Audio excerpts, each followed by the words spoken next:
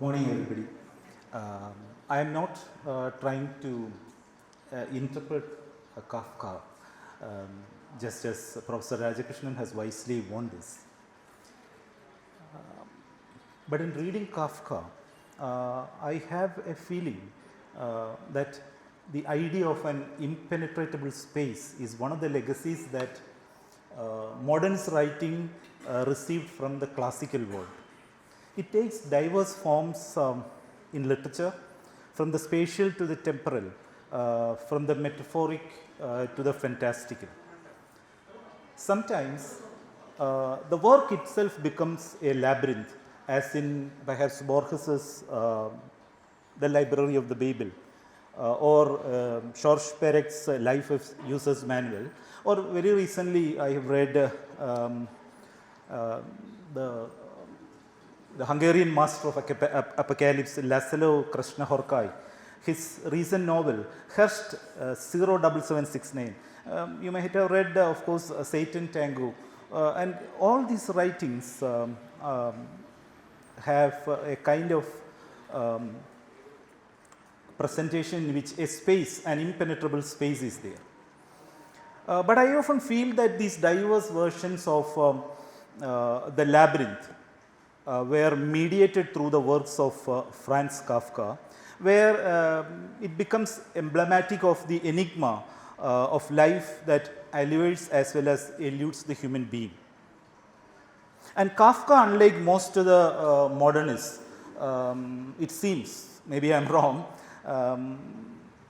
while most of the modernists were baffled by time, for example, take Proust for example, but Kafka seems to be a cartographer of space, a claustrophobic space, as Professor Rajakrishnan very wisely explained.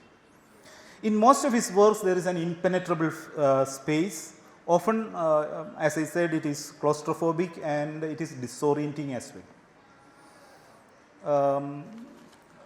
Actually, when you take the collected stories, it starts with two parables, both of which Dr. Rajakrishnan referred to, Before the Law, where somebody tries to enter into a space, and the other one about the messenger who tries to come out. But I am not trying to, as I said, I am not trying to interpret Kafka, which would be disastrous, I think, but rather try to think about a mode of reading him through the lens of the labyrinth. Umberto Eco, in one of his works, 6 Walks in the Fictional Woods, in his peculiar way he says that, how the strange and the unexpected felt quite normal in Kafka's fiction, but this strange and unexpected would unsettle the readers of a different sort, say the readers of a popular novelist. And he also gives an example of a popular novelist, that is, he is giving the example of Carolina Inversano, a prolific Italian popular novelist, she has written more than 150 novels, most of them are detective fiction, and her readers just Eco thinks what will happen if a popular writer's readers, they happen to read the opening sentence of the Metamorphosis. And he says that if ever they read Kafka, I quote, they would have immediately asked her how and why Gregor Samsa had become an insect and what he had eaten the day before. But most of us never have heard about, but most of us have actually heard about Kafka's world before we read it, just like in the tradition of the great classics that Calvino speaks of. And for Indians like us, nothing is shocking, because look at our mythology, what happens. Gregor turning into an insect is nothing before us, before our mythology, because a stone becomes a woman, a dog becomes a god. All these kind of things happen to us, so we are not actually so shocked as the Western reader. And Kafka's fictional world is peopled by a powerless being who is often the narrator, who is marginalized, who, as Kafka calls in a very short story called The Imperial Message, what Rajakrishna sir has already referred. This is how he calls this powerless being, the insignificant shadow cowering in the remotest distance. This figure often tries to travel the distance and reach the central space, an attempt in which he invariably fails. And this helpless being is pitted against an imperial structure. And this imperial structure is variously represented as the law, as Professor Rajakrishnan said. It may be the bureaucracy, the hierarchical administration, the despotic government. And anyway, this imperial structure, which considers itself the center and which or it places itself in the center and views its domain as the periphery. And for this powerless individual at the periphery, the imperial center is unapproachable, like the center of a labyrinth. If the individual attempts to traverse the labyrinth, he or she will be beset by impediments like the characters that people the fictional world of Kafka. There could be different movements in and around the labyrinth. We have just referred to the two movements already. That is, for example, in the someone like K in the castle moves around the labyrinth, which he can never penetrate. Similar is the case of the man in the parable before the law. He can never enter the gate. He spends a lifetime before the gate before he dies, and the gate is closed. And this parable is also part of the trial, which I would refer to trial later. In the imperial message, what happens is like this: as the messenger makes his way through this maze of different chambers, this is how he says, never will he get to the end of them, and if he succeeded in it, nothing would be gained. He must next fight his way down the stair, and if he succeeded in that, nothing would be gained. So it goes on like this, that his pursuit becomes something that cannot be realized, and it ends like this: nobody could fight his way through here, even with the message from the dead man. And it ends like this: but you sit at your window when the evening falls and dream it to yourself. So the repetitive pattern of space, he may pass through, resembles that of the labyrinth, and the message he carries is never revealed. Why? The message remains a secret, an enigma. Does it suggest the futility of all endeavor to come out of the labyrinth? Moreover, as we read critical works on Kafka, we always find expressions of distrust of the very text that we read in translation. We always find phrases like erroneous translation. This is actually a quote from Andre Brink, and certain German terms from the original text of Kafka, with shades of meaning quite different from the words in the text in translation we have read. And I am sure many of us have looked into other versions of the Metamorphosis or the Trial or the Castle, in addition to the text we first read, as if we are, it's just like we are looking into another text, because the key phrase will be different. I will give an example, and as if we are taking another door, another forking path in this labyrinth. So the question, if we have read, the question arises, if what we have read is what Kafka has written, props up into our minds. Coupled with this, there is an alarming lack of precision and reliability in what we read, and which makes the process of reading Kafka itself a walk through the labyrinth. We enter into the familiar structure of fictional narratives. We start reading a story by Kafka or a novel by Kafka. We have read other novels, other stories. So, this fictional narrative is very familiar to us, its structure is familiar, but here every door, every opening takes us to an unfamiliar territory, some cul-de-sac, confusing pathways as if in a labyrinth. Take for example the opening sentence of the trial. In the Penguin translation it is like this: somebody must have made a false accusation against Joseph K, for he was arrested one morning without having done anything wrong. In the Oxford translation by Mike Mitchell it is quite different. Someone must have been telling tales about, not false accusation, it is telling tales about. In some other translation I have come across as somebody must have been slandering Joseph K. So, this key term is changing. We are always at a doubt, and the reader, like Joseph K, is drawn ever more inextricably into the morass of unseen,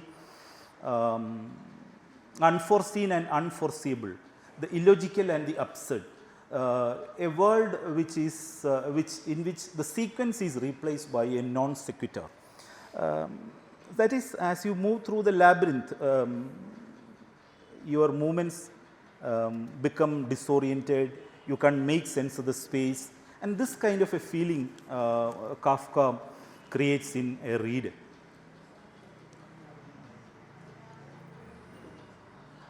And look at the time references in Kafka. All the time references are questionable, just as the references to usual spaces where everyday events occur. Joseph K is summoned by an anonymous voice on the telephone to attend a hearing on the following Sunday. But it turns out to be not a hearing, not a courtroom, and a Sunday. Somebody is called to the courtroom on a Sunday. I am just confused about all these things, like the character himself. He will never be furnished with the details of the case against him. In the end, he will be executed without a trial in an unusual way of effecting a death sentence. And where is the trial of the title? There is no proper trial there. Joseph K himself begins to assume his guilt, not the reason for his arrest. So, at first he is troubled about the reason for his arrest, but then he assumes his guilt and prepares an extensive, meaning he tries to prepare an extensive apology in the beginning of chapter 7. As Milan Kundera puts it, K is guilty not because he has committed a crime, but because he has been accused. That is what he says in Testaments Betrayed.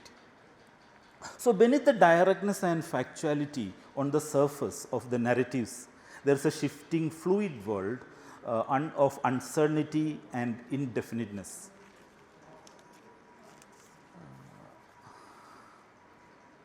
And they bring as an essay on Kafka, which I already referred to. It is a room without a view, that is how he titles it. So, Brink speaks of a case visit to the labyrinth of court offices. This is a quote. The labyrinthine nature of the court becomes more pronounced as Joseph K encounters stranger individuals and processes associated with it. K's uncle engages an advocate, Herhold, on his behalf. An old acquaintance directs him to meet a painter, Titorello. I'll come back to this painter later. The priest in the cathedral, who turns out to be the prison chaplain, but none of these encounters, he meets many people, but none of these encounters seem to provide any definite understanding of what is happening to Joseph K, and the initial question regarding his crime and arrest remain as such.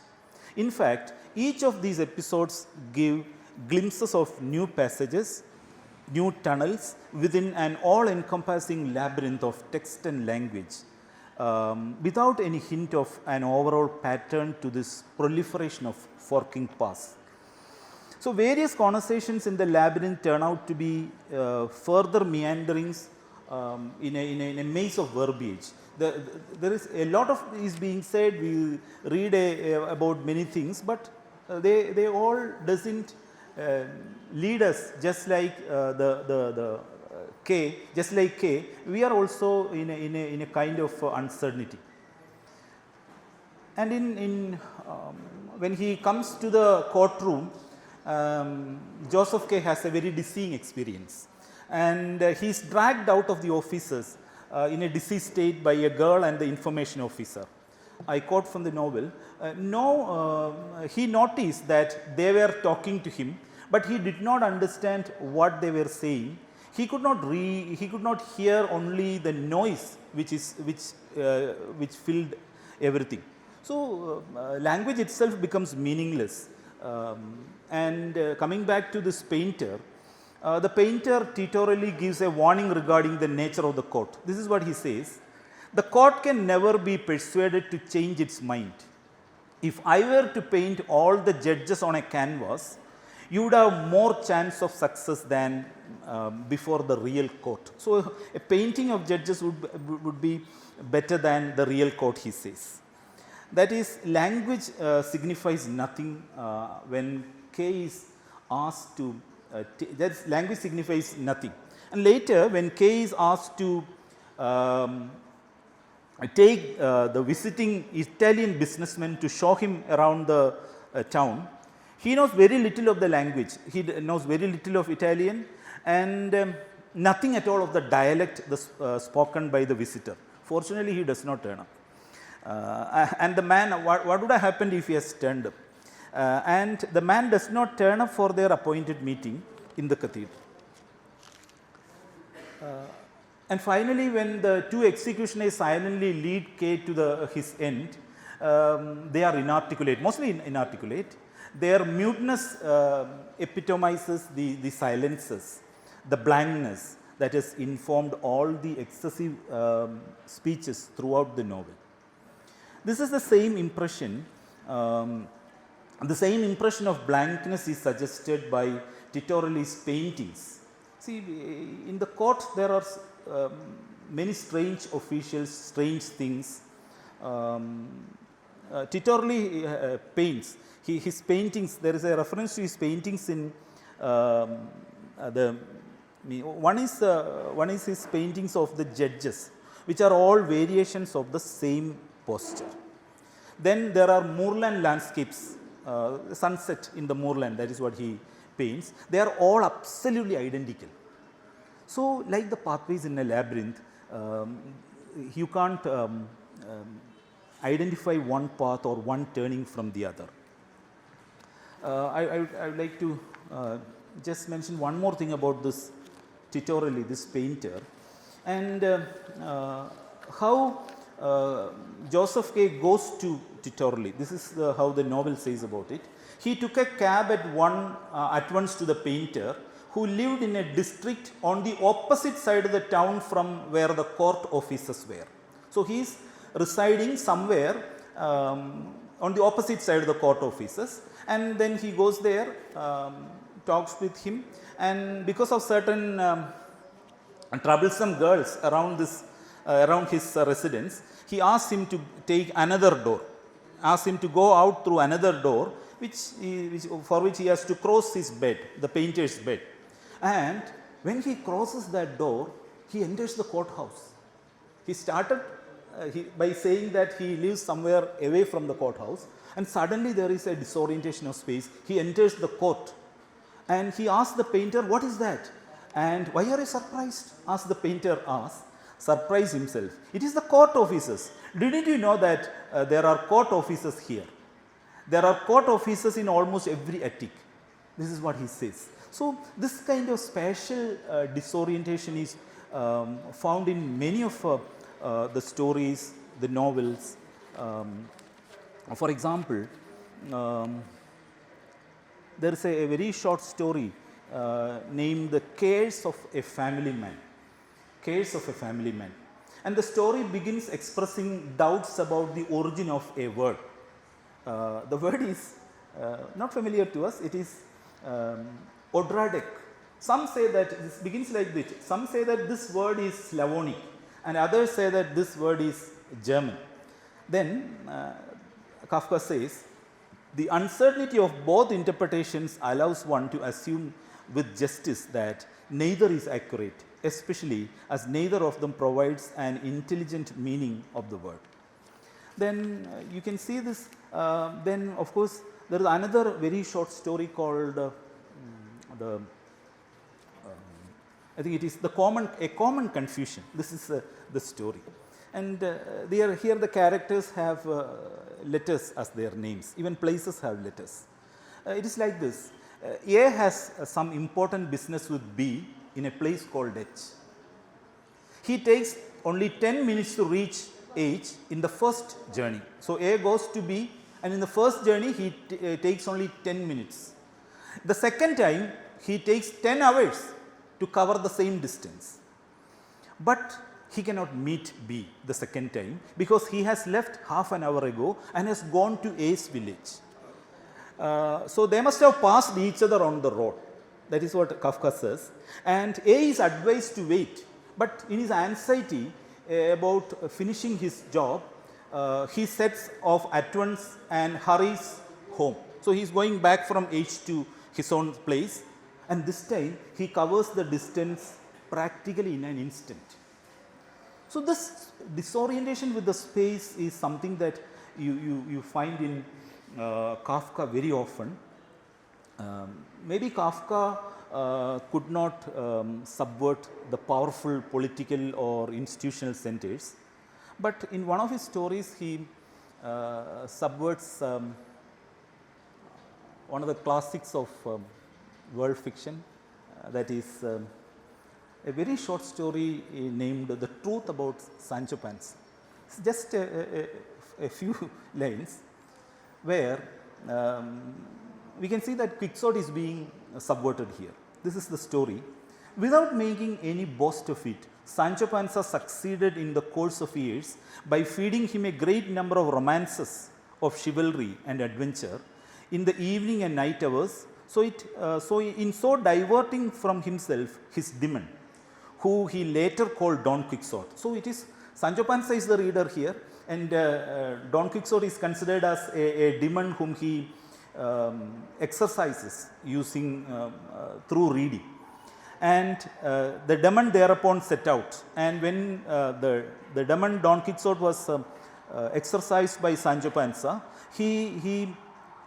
thereupon he sets out uninhibited on the maddest exploits, which however for the lack of preordained object which should have been Sancho Panza himself, harmed nobody.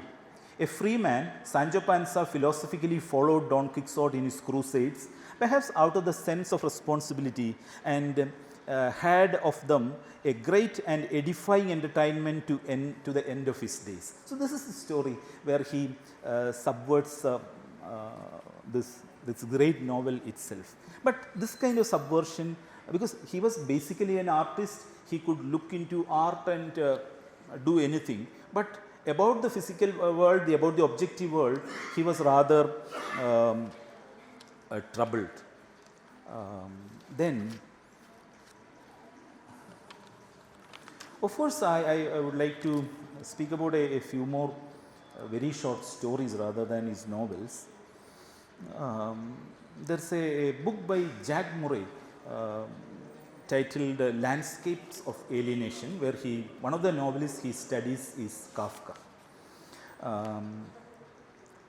And he says about America, Kafka's first novel, like this. Franz Kafka's America is a remarkable portrait of alienated spaces in the 20th century ways, in the 20th century world.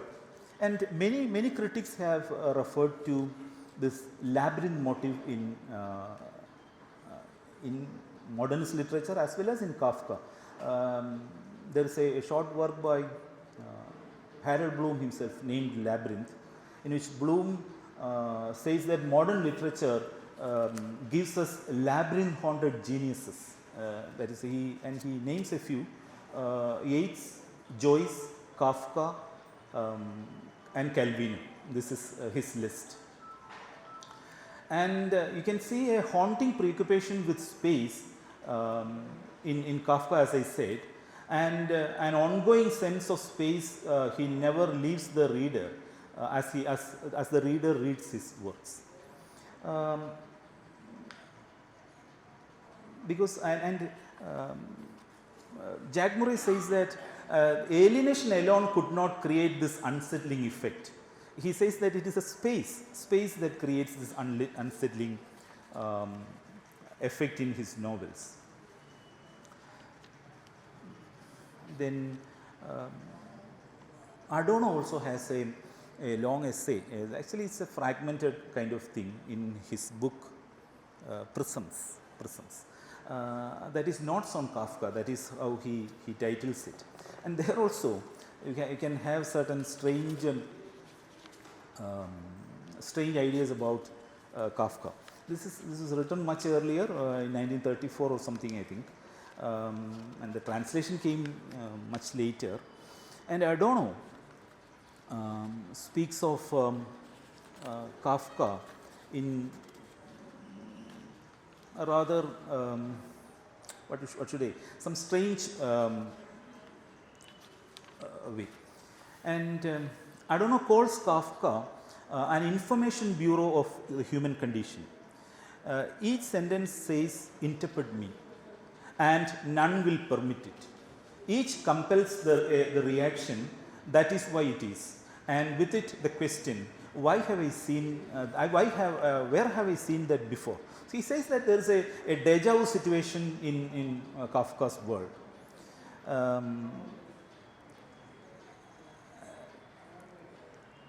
And look at the beginning of the castle. Kay asked the village, I quote, "What village is this that I have wandered into? Is there a castle here?" And hence cannot possibly have been summoned there. It said that somewhere that he is summoned, but he says that what village is this, and why have I wandered into it? Is there a castle here?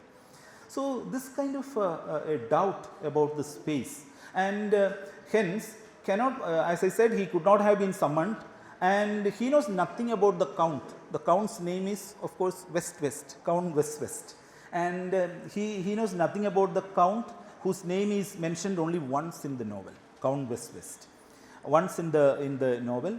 And as Professor Rajakrishnan has amply explained how he goes around, why how he fails to enter into the castle.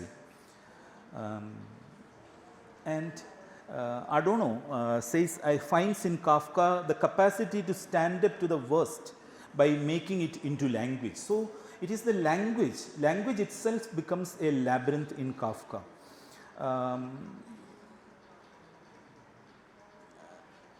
And the mythologies are interconnected like Kafka's labyrinthine descriptions. In one of the stories, there is the Prometheus legend is there, and finally the Prometheus and the rock into which he is bound becomes one. You can't actually distinguish between the two. So then of course there are other shorter fiction which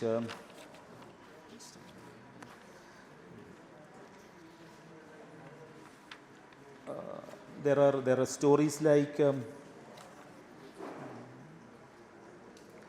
so this kind of a dislocated topography typical of the labyrinth, where the reader, instead of entering the recognizable world, is grounded in the familiar through the descriptions of the text. So this we can see in America. There is a scene in which Carl looks up from a higher story room down the street, and what he sees is not a usual sight as you look down on, or we look down on a street.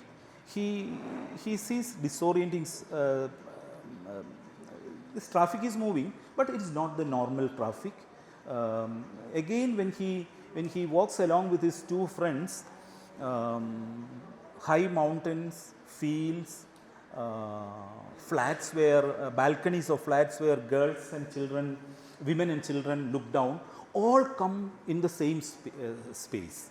So this kind of a disorientation in space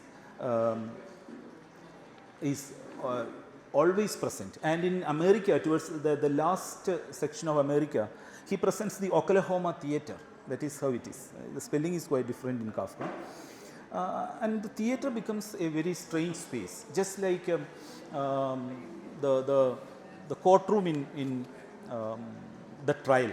So I think I didn't mention that in the courtroom, once when he comes, he finds books there. And what kind of books will you find in a court? Legal books, we would think, but it is not like that. And he tries to ask the woman whether the usher's wife, he asks her if he can take a book, and he says you can't touch it, but he just opens the book. It's some kind of pornography there. It's a pornographic books. That is what he finds in the court. So this kind of there is that something that does not gel with the space is always there, whether it is a courtroom, whether it is an ordinary room in a house, whether it is a palace, everything in everywhere you can see this kind of a